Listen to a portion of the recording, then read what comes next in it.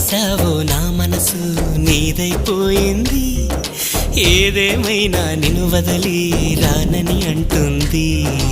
ఏం చేసావో నా ప్రాణం నీ చుట్టే ఏదేమైనా జీవితమే నీతని చెబుతుంది.